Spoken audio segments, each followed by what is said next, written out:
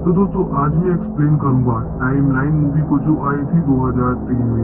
इसकी IMDb rating है 5.7 star out of 10 और इसे डायरेक्ट किया है रिचर्ड डोनर ने।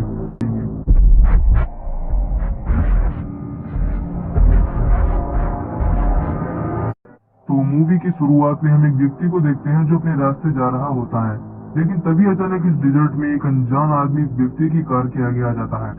ये व्यक्ति उस आदमी को देखकर अपनी कार को रोक लेता है और उस आदमी की मदद के लिए जाता है।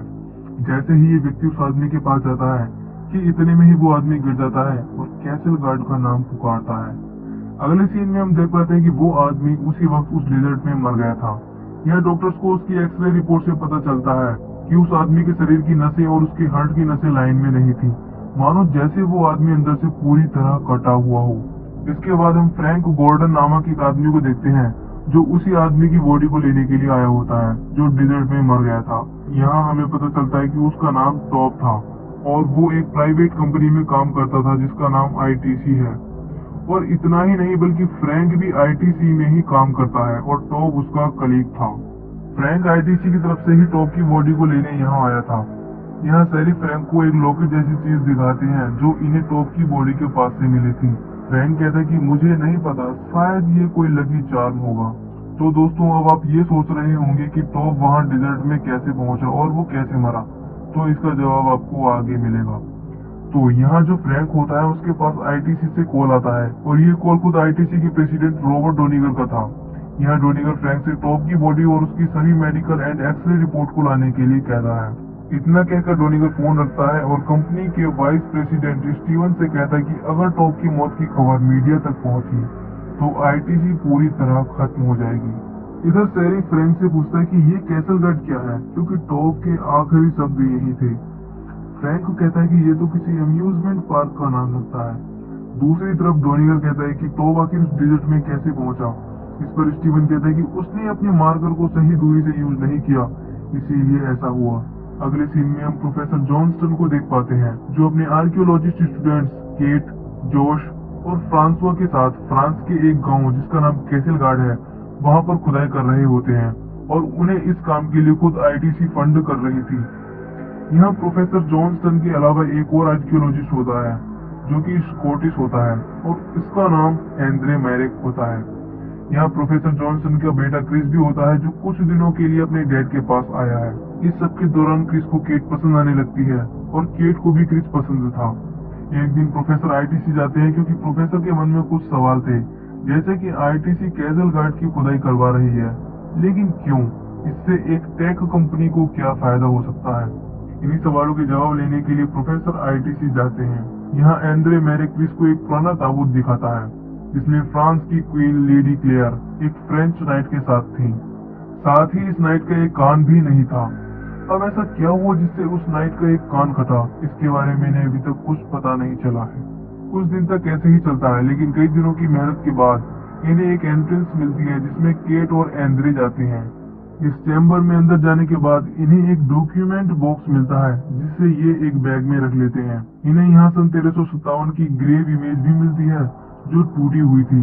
केट यहाँ उसे गाली देती है जिसने भी ये तोड़ी होगी। यहाँ एंट्रेंस टूटने लगता है पर ये दोनों बाहर आ जाते हैं। बाहर आने के बाद जॉस उस डॉक्यूमेंट बॉक्स को एनालाइज करता है जिसमें उसे एक बाइफोकल लेंस और एक नोट मिलता है जिसमें ये लिखा था हेल्प मी और साथ में एक सिग्नेचर था जो और किसी का नहीं बल्कि खुद प्रोफेसर जॉनस्टन का था।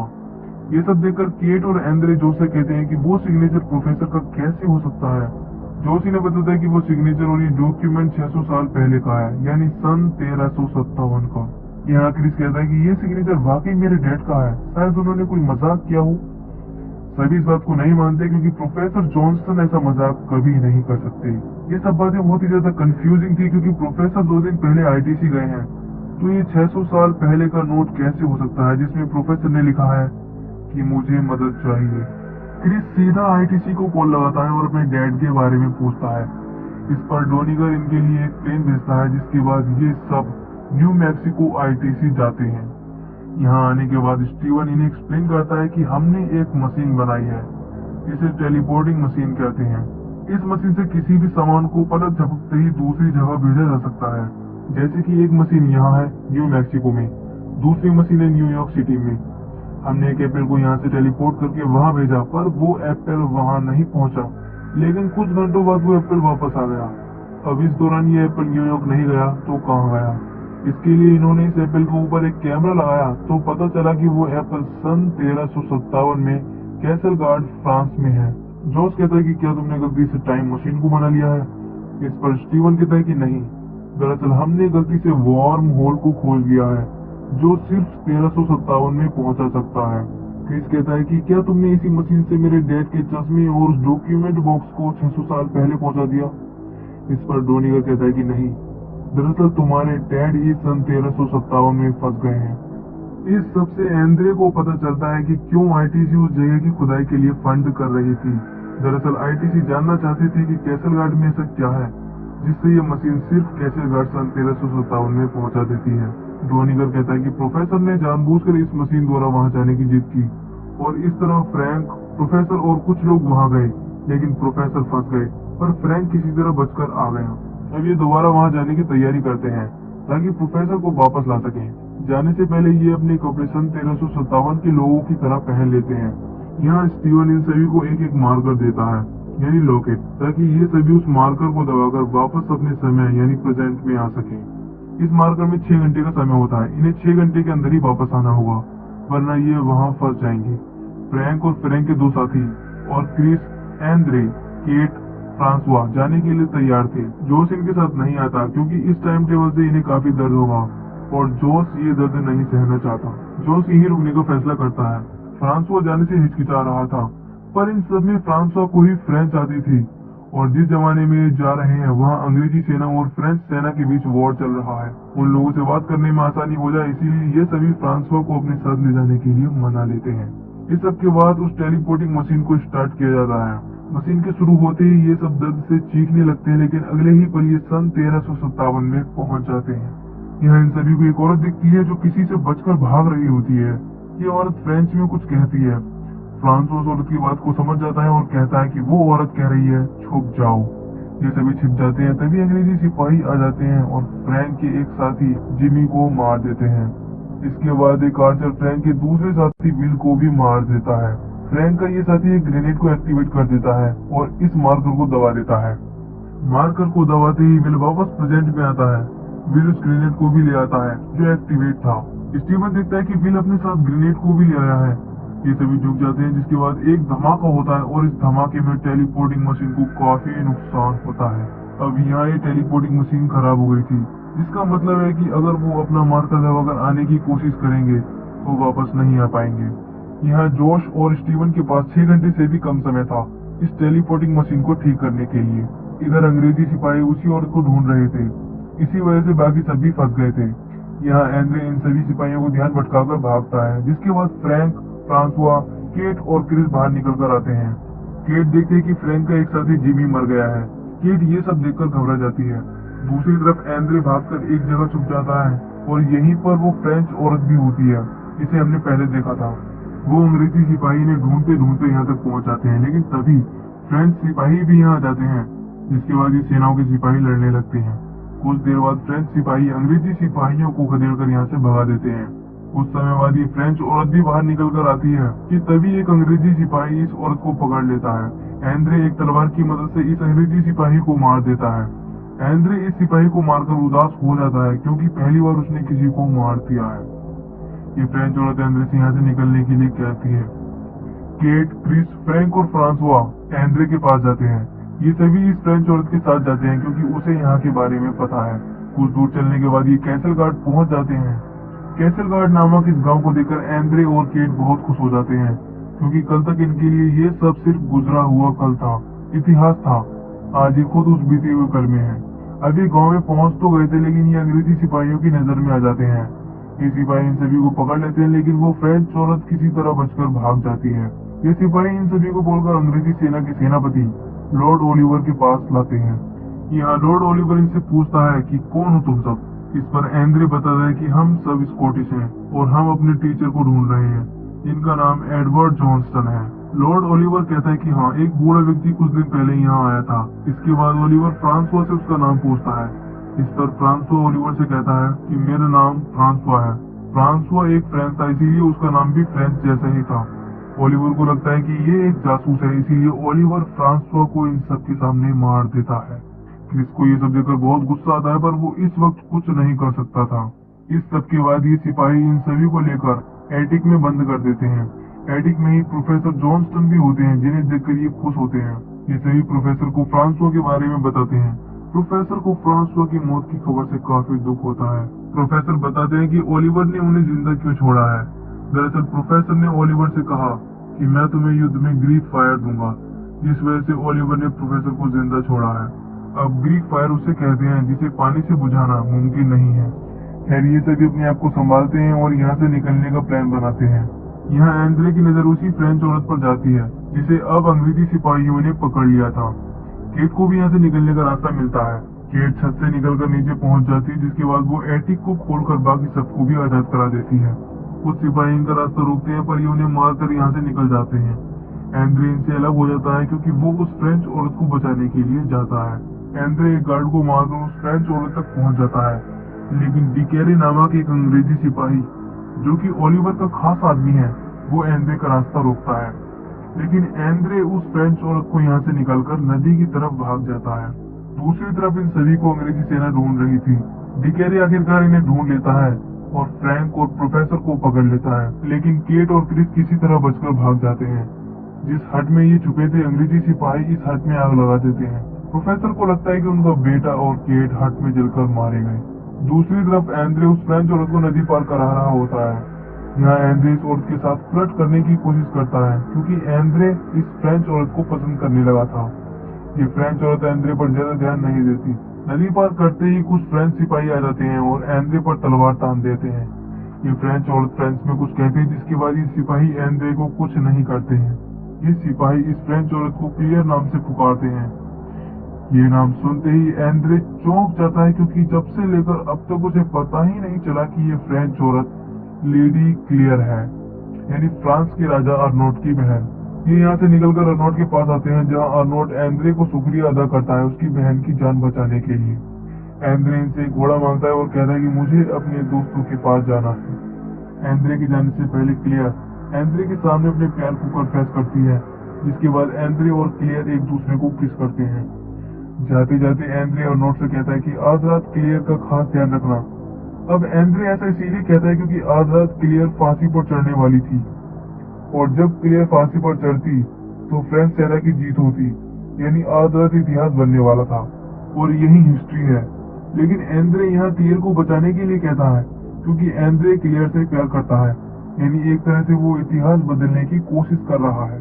खैर इसके बाद एंड्रे अपने बाकी साथियों को ढूंढने के लिए चला जाता है। दूसरी तरफ केट और क्रिस मोनेस्ट्री आते हैं, जहाँ सबसे पहले क्रिस के डेड आए थे। ये दोनों मोनेस्ट्री में आते हैं, जहाँ इन्हें प्रोफेसर का चश्मा और वो डॉक्यूमेंट बॉक्स मिलता है जिसे हमने प्रेजेंट में देखा था। अब आप समझ गए होंगे कि केट और एंड्रे को वो बाइफोकल लेंस और डॉक्यूमेंट बॉक्स उस चैम्बर में कैसे मिला था। खैर यहाँ केट एक टनल को ढूंढने लगती है क्योंकि प्रेजेंट में मोनेस्ट्री में एक टनल थी जो सीधे लारोक से कनेक्ट थी, इसीलिए केट टनल को ढूंढती है। केट देखते है कि जो ग्रेव इमेज प्रेजेंट में टूटी हुई थी वो उसने खुद ही तोड़ी थी, क्योंकि टनल का रास्ता उसी ग्रेव इमेज की दूसरी तरफ है। ये दोनों ग्रेव इमेज को तोड़ देते हैं, जिसके बाद यह टनल का रास्ता मिलता है। दूसरी तरफ एंड्रे को डिकेरे पकड़ लेता है और उसका मारकर छीनकर उसे बेहोश कर देता है। इधर अर्नोट और क्लियर पर अंग्रेजी सिपाहियों की एक टुकड़ी हमला कर देती है। इस हमले में क्लियर बचकर भागती है, पर अंग्रेजी सिपाही क्लियर को पकड़ लेते हैं। यहाँ एंड्रे को होश आता है तो देखता है कि प्रोफेसर और फ्रैंक भी डिकेरे के कब्जे में है और उसने इन दोनों के मार्कर को भी छीन लिया है। यहाँ फ्रैंक डिकेरे को विल नाम से पुकारता है और कहता है कि हमें छोड़ दो, लेकिन डिकेरे फ्रैंक को मार देता है और बताता है कि मेरा असली नाम विलियम डेकर था और मैं आईटीसी का एम्प्लॉय नंबर 273 था, पर अब मैं सर विलियम डिकेरे हूँ। अब यहाँ हम समझ पाते हैं कि डिकेरे भी प्रेजेंट से यहाँ आया था और उसने कई बार टाइम ट्रेवल किया, लेकिन रॉबर्ट डोनिगर ने डिकेरे को नहीं बताया कि ज्यादा टाइम ट्रेवल करने से बॉडी पार्ट्स में डिस्टोर्शन हो जाता है और यही डिस्टोर्शन डिकेरे के शरीर में भी हो गया है। इसीलिए अब अगर डिकेरे वापस प्रेजेंट में गया तो उसकी मौत हो जाएगी, क्योंकि उसने बहुत बार टाइम ट्रेवल किया है। खैर दूसरी तरफ केट और क्रिस टनल से होते हुए टनल के एंड में आ जाते हैं। पर इन्हें लारोक किले जाने का रास्ता नहीं मिलता। इस सबसे केट काफी निराश हो जाती है और रोने लगती है, पर क्रिस केट को संभालता है। दूसरी तरफ फ्रेंच सेना की एक टुकड़ी अंग्रेजी सेना के लारोक किले पर हमला करने के लिए तैयार थी। यहाँ लारोक किले पर एंद्रे और प्रोफेसर ग्रीक फायर को सभी तोपों में लगा रहे थे। अगर ये ऐसा नहीं करते तो लॉर्ड ओलिवर इन्हें मार देता, और इसी मजबूरी में ये लॉर्ड ओलिवर का साथ दे रहे थे। लॉर्ड ओलिवर के कहने पर ग्रीक फायर का एक नमूना फ्रेंच सेना पर छोड़ा जाता है। फ्रेंच सेना इस आग को पानी से बुझाने की कोशिश करती है, पर ये आग पानी से नहीं बुझती बल्कि पानी से बढ़ती जाती है। लॉर्ड ओलिवर प्रोफेसर की इस ग्रीक फायर को देखकर बहुत खुश हो जाता है। इधर प्रेजेंट में काफी मेहनत के बाद इस टेलीपोर्टिंग मशीन को 81% तक कामयाब कर लिया जाता है। जॉश स्टीवन से कहता है कि क्या अब ये यूज करने लायक है। स्टीवन कहता है कि 100% श्योर नहीं है कि हम उन्हें वापस ला सकते हैं या नहीं। डोनिगर कहता है कि इस टेलीपोर्टिंग मशीन को 81% पर यूज नहीं करना चाहिए, हो सकता है वो मर जाए। इससे अच्छा होगा कि वो वहीं रहे 14th सेंचुरी में, कम से कम वो जिंदा तो रहेंगे। खैर दूसरी तरफ क्लियर का वाइकिंग का नोट अपने साथ एक टुकड़ी को लेकर मोनेस्ट्री में आता है और देखता है कि यहाँ एक टनल है। अर्नोट टनल के रास्ते होते हुए अंदर जाता है तो वहाँ केट और क्रिस होते हैं। अर्नोट को लगता है कि वो दोनों अंग्रेज हैं, पर वो जल्दी ही समझ जाता है कि वो अंग्रेज नहीं है। यहाँ अर्नोट को कहीं भी टनल से लारोक जाने का खुला रास्ता नहीं मिलता। डोनिगर स्टीवन से अकेले में बात करता है, जहाँ डोनिगर कहता है कि हमें उन्हें पास्ट में ही छोड़ देना चाहिए, क्योंकि उनके आ जाने से अगर इस टेलीपोर्टिंग मशीन की खबर बाहर गई तो मीडिया इस टेलीपोर्टिंग मशीन को डेथ मशीन का नाम दे देगी, जिसके बाद हमारी कंपनी और ये प्रोजेक्ट बंद हो जाएगा। तो दोस्तों आप सोच रहे होंगे कि डोनिगर उन्हें पास्ट में क्यों छोड़ना चाहता है। वो पहले तो ऐसा नहीं चाहता था, तो डोंट वरी, इसका जवाब भी आपको आगे ही मिलेगा। खैर यहाँ स्टीवन डोनिगर की बातों से सहमत नहीं था, इसीलिए डोनिगर स्टीवन को पीछे धकेलता है, जिससे स्टीवन के सिर में चोट आ जाती है। डोनिगर स्टीवन पर ध्यान नहीं देता और जॉस को रोकने के लिए चला जाता है ताकि वो टेलीपोर्टिंग मशीन का प्रोसेस जारी न रखे। दूसरी तरफ लॉर्ड ओलिवर लेडी क्लियर को फ्रेंच सेना के सामने पेश करता है और कहता है कि अगर तुमने हम पर हमला किया तो सबसे पहले तुम्हारी ये राजकुमारी मारी जाएगी। एंड्रे देखता है कि लॉर्ड ओलिवर इस तरह क्लियर को मार देगा, इसीलिए एंड्रे एक मसाल को लेकर ओलिवर को धमकी देता है कि अगर उसने क्लियर को नहीं छोड़ा तो वो मसाल को बारूद के ऊपर फेंक देगा। अगर ऐसा होता तो लारोक किला पूरी तरह कमजोर हो जाता, पर डिकेरे कहता है कि लॉर्ड ओलिवर ये ऐसा नहीं कर सकता क्योंकि इससे ये खुद भी मारा जाएगा। एंड्रे अपनी जान की परवाह न करते हुए मसाल को बारूद के ऊपर फेंक कर कूद जाता है। जैसे ही बारूद में आग लगती है, किले में बहुत बड़ा धमाका होता है, जिससे मोनेस्ट्री की टनल का रास्ता खुल जाता है। यहाँ नीचे केट, क्रिश और अर्नोट भी काफी खुश हो जाते हैं क्योंकि टनल का रास्ता धमाके की वजह से खुल गया था। रास्ता खुलते ही अर्नोट और उसकी सेना इस टनल द्वारा ऊपर आती है और इन अंग्रेजी सिपाहियों को मारने लगती है। एंड्रे भी क्लियर को डिकेरे से बचाने के लिए जाता है। केट और क्रिस भी टनल से निकलकर किले में आ जाते हैं और देखते हैं कि एंड्रे डिकेरे से लड़ रहा है। इस लड़ाई में एंड्रे का एक कान कट जाता है, यानी वैसे ही जैसे कि हमने प्रेजेंट में एक नाइट के कान को देखा था जो लेडी क्लियर के साथ था। यहाँ एंड्रे डिकेरे को मार देता है और उससे मारकर को छीनकर क्रिस को देता है। दूसरी तरफ डोनिगर नहीं चाहता था कि वो वापस प्रेजेंट में आए।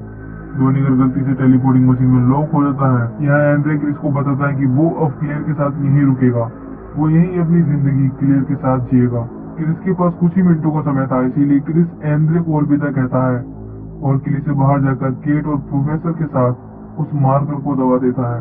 मार्कर को दबाते ही प्रेजेंट में ये टेलीपोर्टिंग मशीन उनकी फ्रीक्वेंसी को पकड़ती है। इसके बाद केट, क्रिस और प्रोफेसर प्रेजेंट में आ जाते हैं और सेम टाइम पर डोनिगर 14th सेंचुरी में पहुंच जाता है। यहाँ आते ही डोनिगर एक अंग्रेजी सिपाही द्वारा मारा जाता है। प्रेजेंट में जोश इन तीनों को देखकर काफी खुश होता है, लेकिन वो देखता है कि यहाँ एंड्रे और फ्रांसवा नहीं है। ये जोश को बताते हैं कि फ्रांसवा मारा गया और एंड्रे वहीं रुक गया। कुछ दिनों तक ऐसे ही चलता है। एक दिन इन्हें खुदाई करते हुए ताबूत मिलता है, जिसमें हम इस बार लेडी क्लियर के साथ एंड्रे को देखते हैं। इस ताबूत पर लिखा होता है कि मैं एंड्रे मैरिक, मैंने एक खूबसूरत जिंदगी चुनी अपनी पत्नी क्लियर के साथ। यहाँ हमें ये भी पता चलता है कि एंड्रे और क्लियर के 3 बच्चे हुए और उन्होंने उनके नाम अपने दोस्तों पर रखे, जैसे कि केट के नाम पर उसने अपनी बेटी का नाम कैथरीन रखा, क्रिस के नाम पर उसने अपने पहले बेटे का नाम क्रिस्टोफर रखा, फ्रांसवा के नाम पर उसने अपने दूसरे बेटे का नाम फ्रांसुआ रखा, और इस तरह एंड्रे ने अपनी हिस्टोरी को खुद बनाया। इस तरह से ये मूवी यहीं पर खत्म हो जाती है।